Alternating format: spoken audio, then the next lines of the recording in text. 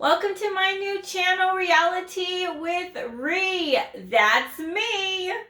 Today I am doing my first recap. Yes, my first recap on 90 Day Fiance, Season 9, Episode 1. Let's get into this. Okay, so we're going to talk about Ari and Benny. We did not see them this episode. It looks like we'll have to wait to see them on episode 2, which is great. Less of them is better. I don't really like them as a couple. Could I come to love them this season?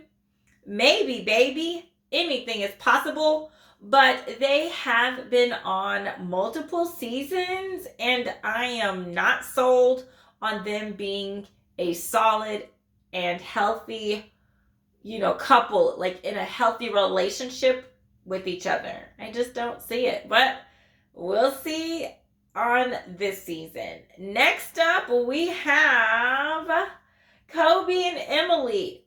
Now, Emily was living the wild, free life while teaching in China, and she met a guy named Kobe, who was an underwear model in China. And they became a couple, and guess what? They made a baby soon thereafter. Now, she's from the States. He is from Cameroon. Now, when she came back here to the U.S., she had to move in with her parents. She had the baby while he was still away, and after almost 2 years, he's finally able to come here to the U.S. We saw them on this episode interact a little bit, like on a video call, and they seem okay. I think that they don't seem super in love. I don't really see it. Anyhow, she doesn't work. Well, she did do nanny jobs, but she admitted that that was not enough to pay her bills. As of right now, it doesn't seem like she's really doing anything at the moment. Emily also said that due to COVID, Kobe hasn't really been able to work. So they're both broke as a joke. Who is going to pay these people's bills?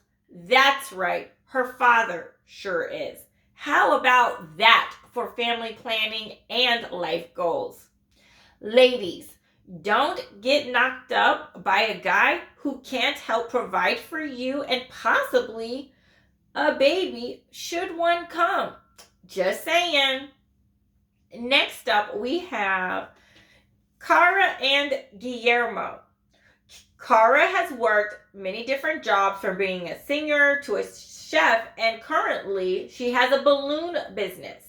She met her Latin lover while she was over there in the Dominican Republic. His name is Guillermo, and he was a server while she and her friend were dining at a restaurant there. Eventually, she was able to work over in the Dominican Republic for some months, but eventually had to come back. So they were together for those months while she was living there, but they had to separate, due to the job situation. Now, she is a few years older than him, so that is a concern for her. Due to COVID, they haven't seen each other in about a year, and he now has to try to travel all the way here with an expired passport due to COVID stuff and relations with the countries and this and that and stuff, due to how things are going in Venezuela at that time. So we'll see how that goes. Traveling with an expired passport. My guess is he's going to make it here, because if he wasn't, they probably would not have made the cut for this season. They might have had to save that footage and wait until another year. But anyways, so Cara seems like she has some life goals. For Guillermo, I'm not so sure that he's ready to man up and marry her just yet. I guess we'll have to wait and see. Ladies, don't allow yourself to fall in love with a man who hasn't already proven that he's ready for marriage and all that it entails. Just saying. Next up, we have Bilal and Shy. He nicknamed her Shy. It's Shaida, but he needed a nickname for this girl because her first name is so close to his ex-wife's last name. But anyways, so we have Bilal. Bilal lives in Kansas City, and he's a hood to riches story. He grew up in the hood and now is living the good life like Georgie and Wheezy, moving on up. Now, he and Shy met on social media. They had some mutual friends there. And it's important to note that Shy was the first one to reach out to Bilal. Ladies, never go chasing after a man. Just saying. He should pursue you, not the other way around. All right. Now, those two communicated, back and forth for some time, and Bilal eventually went to Trinidad and Tobago, that's where she's from, to meet her. He spent 7 days there, and he proposed to her before he left to come back to the States. They haven't seen each other in about a year, and he decided that he wants to test her love for him. He wants to make sure that she is not with him for his money. So guess what, ladies and gents? He will pick her up from the airport in a big, white, dirty work van that isn't his. And they will stay in his ghetto, rundown childhood home for that first day and night. Yeah, we'll see how that prank goes. He probably should have planned to stay in the hood for a week before he let her know that he's living in a gated community. All this chick has seen of his real house is a white wall. That's it. He's done talked to his ex-wife and his sister about this lady coming. His ex wants to make sure that he protects his and their children's assets. The sister doesn't want to see him possibly get hurt by another woman. Anyways, this episode left off with him preparing to pick her up from the airport. Men, don't play games and just be upfront about stuff. If you're in your 30s, 40s, 50s, and above, you're too old to be playing pranks on your woman. Just saying. Next up, we have Jabri and Mona. So, Jabri was a musician. I'm not sure if he still is. I have heard that he isn't any longer, but we'll see what happens. Anyways, he was a musician who met his Kim Kardashian wannabe girl, Mona, while he was performing with his band in Serbia. They were in a long-distance relationship, and now they want to take things to the next level. Yes, they want to get married, y'all, but they will have to stay in his parents' house and abide by their rules to help save money. Yikes! Now, she's getting ready to come to America, and honestly, she doesn't seem too thrilled to be coming to live with his parents in South Dakota. They don't seem prepared at all for married life, as she won't be able to work, and he's come across like he's between jobs or something.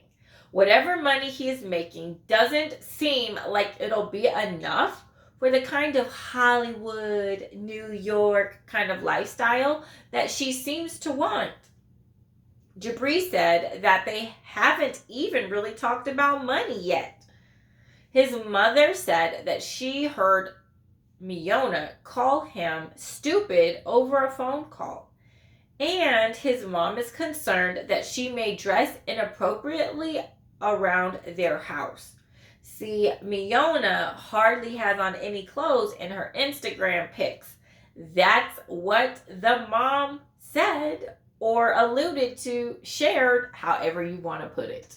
And TLC did show some of her pics. Yeah, ladies might not want their son's woman living up in their house, dressing like that around the house. Just saying. Yeah, so this will be very interesting to watch, to say the least.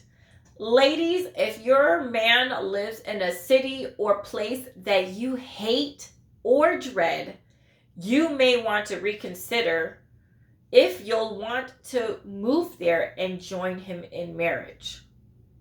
Just saying. Men, please have your own place and a steady job before proposing to a woman and asking her to come across the world to join you in marriage. Just saying. Hey, that second part, even if she's here in your same city or state or country, get your stuff together, my friends. Thank you. All right, next we have Yvette and Mohammed.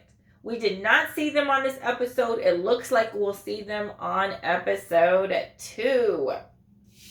And last but certainly not least, Patrick and Thais. We also did not see them on this episode. It looks like we'll see them on episode 2. So everyone, that is my recap of season 9, episode 1. I hope you enjoyed it. Not only did I just give a few little, like, the summaries, but I put a little bit of advice in there too. Words for the ladies and the fellas. If you enjoy the content, please subscribe. Please like this video, and also please share it. Take care, everyone. Oh, you know what? I think after we see episode 2, I want to come up with nicknames for some or all of the people on there. I'm already brainstorming some ideas, but if you have some ideas that you'd like to share, please put them in the comment box below, and I will see you next time. Thanks for tuning in to Reality with Ree.